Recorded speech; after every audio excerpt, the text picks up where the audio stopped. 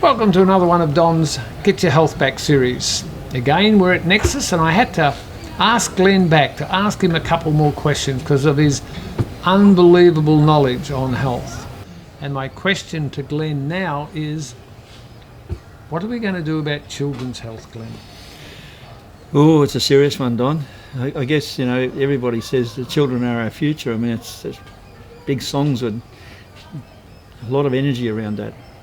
And the big worry we've got is that a lot of children today, and parents should really take note of this, because a lot of parents themselves may very well outlive their children today, and not because the child's been killed in a road accident. The child actually dies from endogenous diseases, and this is what's happening in this modern society. I'm appalled to know that the incidence of allergy compared to when I was a toddler compared today is probably up 100-fold, simply because, again, children are so contaminated with chemicals. Their exposure in their home to chemicals around the home and also farm chemicals is just absolutely off the Richter scale. Again, it leads me back to being a boffin for organics. But what happens is that when the body has to deal with higher stress loads of toxins, parents need to be adding in functional foods, fermented foods, extra nutrients that are depleted by these processes, because the liver, the kidneys, the eliminative organs, even the digestive system. Remember, the digestive system is the key to binding and eliminating those toxins. As a natural therapist, I find even a lot of young adults who are biliary insufficient, and you can actually look in the toilet to see whether you're biliary insufficient or not, because simply, you actually form up a proper stool, and that proper stool goes into the toilet, and it's well formed, and it drops into the toilet, and it's a good colour, and there's no stressing, there's no straining. You talk to these mums today, how many mums today have got kids who don't go to the toilet every day, who don't have a proper elimination? When they do, it's like sheep's poo. There's insufficient bile, it's lax in colour, it floats on the top of the stool, they're full of gas and flatulence, and these children are already malabsorbing, and their parents are expecting them to be able to sit in class and concentrate and learn when there's not even enough nutrients to furnish their proper brain chemistry. The children are not getting enough protein, and yet their diet is rich in protein, but they can't assimilate that protein because they've got allergies, they've got inflamed intestines, their liver's not able to convert. See, that everyone thinks that the gallbladder, you talk to consumers, the consumer thinks the gallbladder produces actually bile. The gallbladder doesn't produce bile at all. The whole liver tree produces the bile. It goes into the gallbladder for concentration, and when you have a high fatty meal, it squirts it out, and then that actually helps to break down those globular fats in that meal. At the same time, we produce more pancreatin, which has got the pancreatic enzymes in it and the bicarbonate to then neutralise the acids that have come from the bile in the stomach.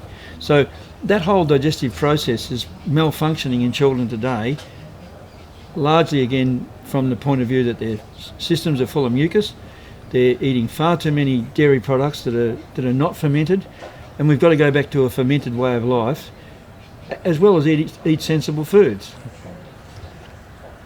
Where you're pointing towards here, Glenn, is with all of this damage or irritation to the liver and gallbladder and the whole body system, would you say that's behind the irritability of children, the fact that children can't focus, they're not being alert in school, which drives the doctors or the medical system to drive them more towards putting them on drugs like Ritalin when it was unnecessary, when we could have just changed the child's diet and got their health back? I was a hyperactive kid.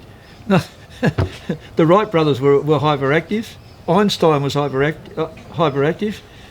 Hyperactive can be just an exuberant child that's driven with a fairly, perhaps stronger sympathetic nervous system, and that's just our nature. Sometimes some of the highest achievers were hyperactivity. So trying to dull that down or dope it down is not necessarily the key. I just love the European societies because there's a deeper trust in nature in Europe, for example, and in parts of the Orient. So, you know, Italians will give a child a cup of chamomile tea. They're less likely to reach for the Panadol, you know, or paracetamol or whatever it might be. That's just the way they are. And you go around to the apothecaries in Europe and Germany and places like this, and there's always a homeopath there, you know, and yet we've done everything in this society to probably try and put every bit of garbage on homeopathy that doesn't work, and yet it stood the European society in good stead for hundreds of years. And Europeans will trust the homeopath, and oftentimes the homeopath is the medical doctor, or is the pharmacist. So gentle therapies that actually allow the body to get back into balance, and the mothers really just need to take the load off the child, and that's, as I said, adding some fermented foods into the diet. Not necessarily take the dairy foods out, but not have the child drinking copious quantities of milk with other additives. I mean, you look at the amount of additives that mothers add into the milk. The child's got to have some chocolate milk, and they've got to have some hazelnut spread that's full of trans fats, you know, on white bread that's got no nourishment. It's a nonsensical thing that mothers do, and I love going into supermarkets and seeing what families are actually carrying out in that basket, and most of the time it's crap, you know.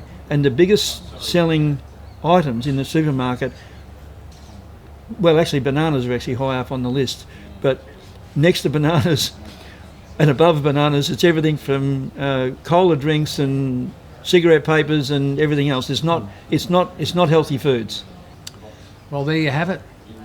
Maybe our diets that we're pushing onto our children could be behind all the diseases that children are having, that extra hypersensitivity to foods that we're feeding them that they shouldn't be eating in the first place.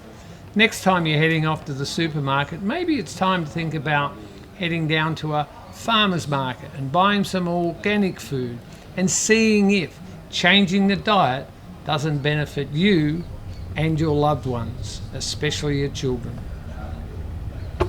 Thank you for watching another one of Don's Get Your Health Back series.